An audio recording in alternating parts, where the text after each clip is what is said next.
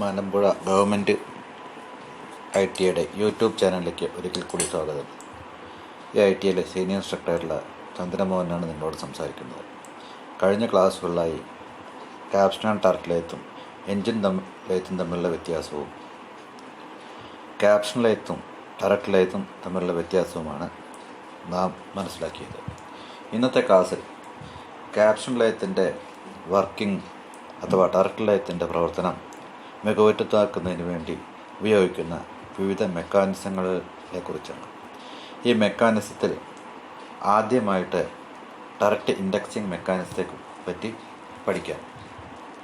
സാധാരണയായി രണ്ട് തരം മെക്കാനിസങ്ങളാണ് പ്രധാനമായും ക്യാപ്സ്റ്റാൻ ടർട്ട് ലേത്തിൽ ഉപയോഗിക്കുന്നത്: ടർട്ട് ഇൻഡെക്സിങ് മെക്കാനിസവും ബാർ ഫീഡിംഗ് മെക്കാനിസവും. ഇതിൽ ആദ്യത്തെ മെക്കാനിസമായ ടർട്ട് ഇൻഡെക്സിങ് മെക്കാനിസം മനസ്സിലാക്കുന്നത് കുറച്ച് ശ്രമകരമായ ദൗത്യമാണ്. ആയതിനാൽ നിങ്ങളേവരും ഈ വീഡിയോ സശ്രദ്ധം ശ്രദ്ധിക്കണമെന്ന് ഒരിക്കൽ കൂടി അഭ്യർത്ഥിക്കുകയാണ്.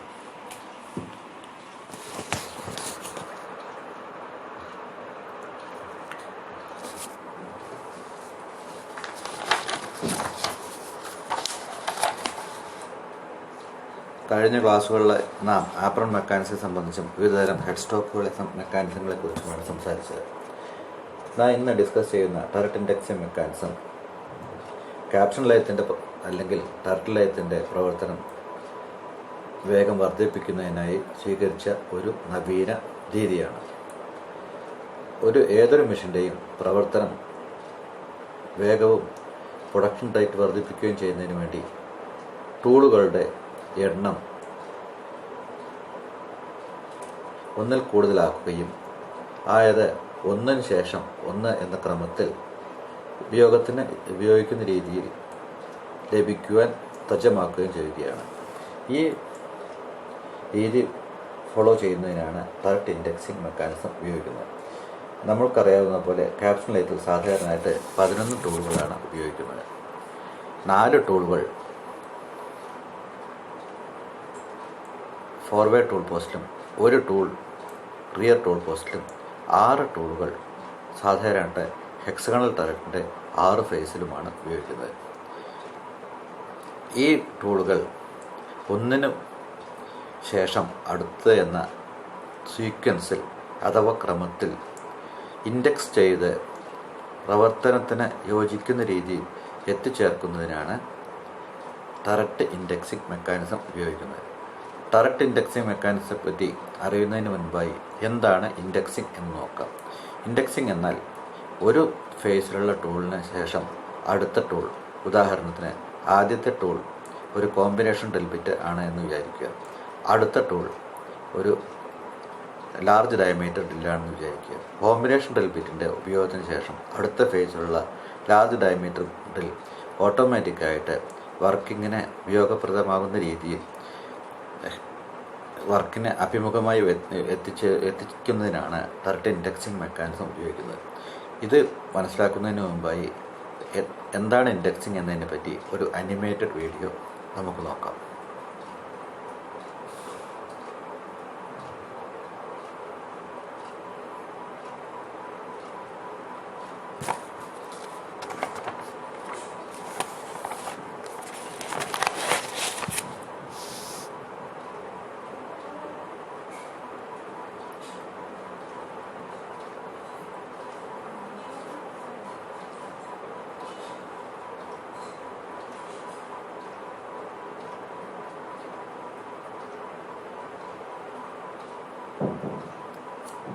ഈ വീഡിയോ കണ്ടപ്പോൾ നിങ്ങൾക്ക് വരാവുന്ന സംശയങ്ങൾ: ഓട്ടോമാറ്റിക്കായി മാത്രമേ ഇൻഡെക്സിങ് നടക്കാൻ സാധിക്കുകയുള്ളൂ എന്നും, അഥവാ ഓട്ടോമാറ്റിക് സംവിധാനം മാത്രമേ ഇതിന് ഉപയോഗപ്രദമാകൂ എന്നുമാണ്.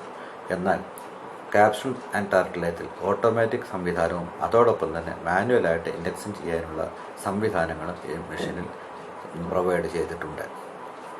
അടുത്തതായിട്ട് ഇതിൻ്റെ ഒരു ലൈൻ ഡയഗ്രാം സ്കെച്ച് പരിശോധിക്കാം.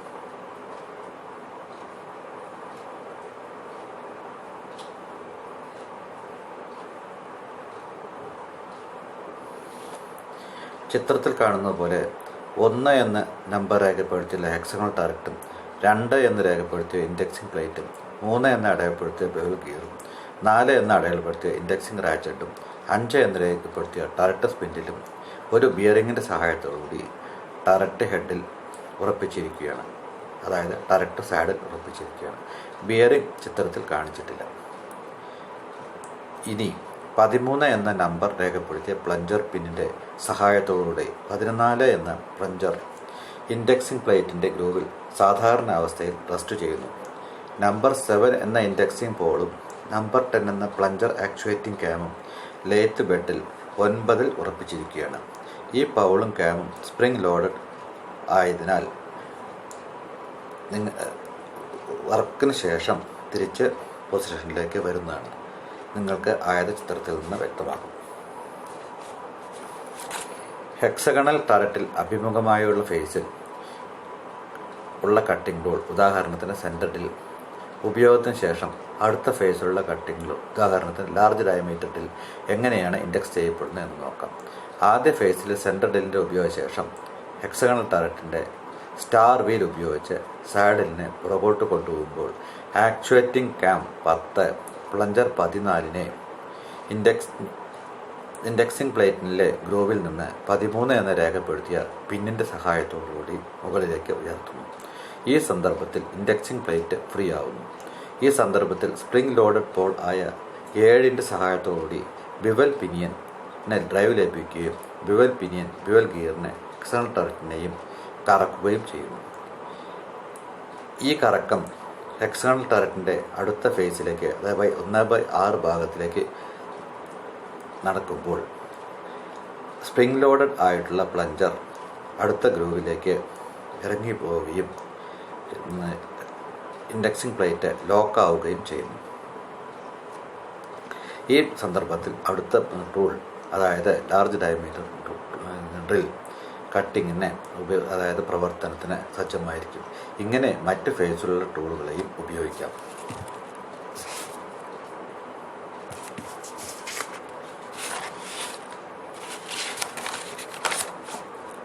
ഇങ്ങനെ എല്ലാ ഫേസുകളുടെയും ഉള്ള ടൂളുകളുടെയും ലാറ്ററൽ മൂവ്മെൻറ്റ്, അതായത് ബെഡ് വൈസിലേക്കുള്ള മൂവ്മെൻറ്റ് 8 എന്ന് അടയാളപ്പെടുത്തിയിട്ടുള്ള സ്റ്റോപ്പുകളുടെ സഹായത്തോടുകൂടി നിയന്ത്രിക്കപ്പെട്ടിട്ടുണ്ട്.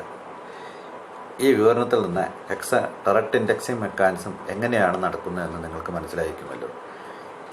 ഇത് വ്യക്തമായി മനസ്സിലാക്കുന്നതിന് വേണ്ടി നമ്മൾക്ക് ഒരു വീഡിയോ കാണാം.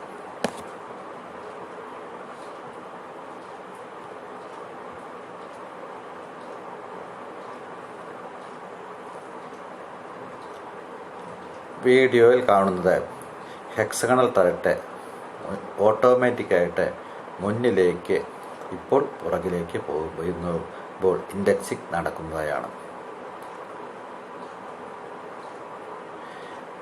ആവശ്യാനുസരണം ഹെക്സഗണൽ ടററ്റിൻ്റെ സ്റ്റാർ വീലിൻ്റെ വേഗത, അതായത് ടൂളിൻ്റെ അകത്തേക്കും പുറത്തേക്കുമുള്ള വേഗം വർദ്ധിപ്പിക്കാൻ കൂടി സാധിക്കും.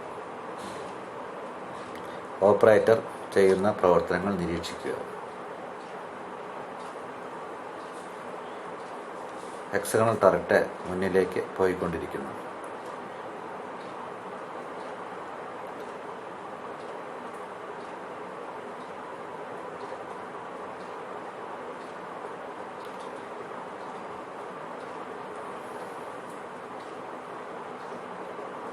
ഓപ്പറേഷൻ കംപ്ലീറ്റ് ആകുന്ന സാഹചര്യത്തിൽ ആക്ച്വേറ്റിംഗ് ലിവറിൻ്റെ സഹായത്തോടുകൂടി ടൂളിനെ വിത്ഡ്രോ ചെയ്യാവുന്നതാണ്. ഇപ്പോൾ ടൂളിൻ്റെ ഡയറക്ഷൻ ഓപ്പോസിറ്റിലേക്ക് പോകുന്നത് നിങ്ങൾക്ക് കാണാൻ സാധിക്കും. 3 വേഗത്തിലാണ് സാധാരണയായിട്ട് ഹെക്സഗണൽ ടററ്റിൻ്റെ വേഗം നിയന്ത്രിച്ചിരിക്കുന്നത്. 3 സ്പീഡുകൾ: ലോ, മീഡിയം ആൻഡ് ഹൈ. ഇപ്പോൾ നിങ്ങൾക്ക് ഇതിൻ്റെ വേഗത വർദ്ധിപ്പിക്കുന്നത് കാണാൻ സാധിക്കും.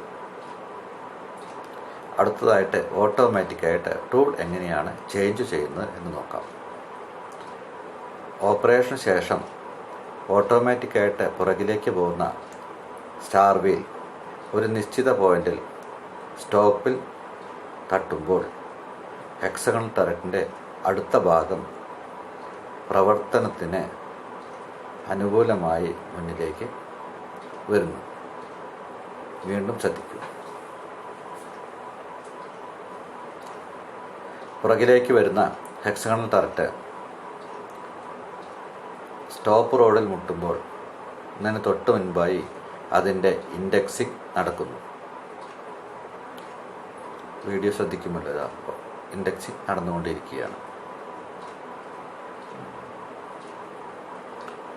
അടുത്ത ഫേസ് വർക്കിങ്ങിന് എത്തുമ്പോൾ തിരിച്ച് ലിവർ ആക്ച്വേറ്റ് ചെയ്യുമ്പോൾ ഇനി അടുത്തതായിട്ട് എങ്ങനെയാണ് മാനുവലായിട്ട് ഹെക്സഗണൽ ടററ്റ് ഇൻഡെക്സ് ചെയ്യുന്നത് എന്ന് നോക്കാം. ക്യാപ്സ്റ്റൻ ലൈത്ത് സാധാരണയായിട്ട് ഓട്ടോമാറ്റിക് ഫീഡിൽ ഉപയോഗിക്കാറില്ല, മാനുവലായിട്ടാണ് ഇതിലെ പ്രവർത്തനങ്ങൾ ചെയ്യുന്നത്. ഇപ്പോൾ എങ്ങനെയാണ് 6 ഫേസുകളും ഓട്ടോമാറ്റിക്കായിട്ട് ഇൻഡെക്സ് ചെയ്യുന്നതെന്ന് നിങ്ങൾക്ക് മനസ്സിലായി കാണുമല്ലോ. ഈ വീഡിയോയിൽ നിന്ന് ഓട്ടോമാറ്റിക്കായും മാനുവലായും ടററ്റ് ഇൻഡെക്സിങ് നടക്കുകയും അത് എങ്ങനെയാണ് വർക്കർക്ക്, അതായത് ജോലി ചെയ്യുന്ന ആൾക്ക് ഉപയോഗപ്രദമാകുന്നതെന്ന് എന്ന് നിങ്ങൾക്ക് മനസ്സിലായി കാണും. ഇനി അടുത്ത ക്ലാസ്സിൽ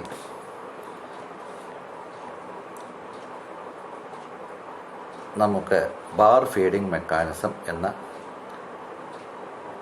മെക്കാനിസത്തെക്കുറിച്ച് വിശദമായിട്ട് പഠിക്കാം.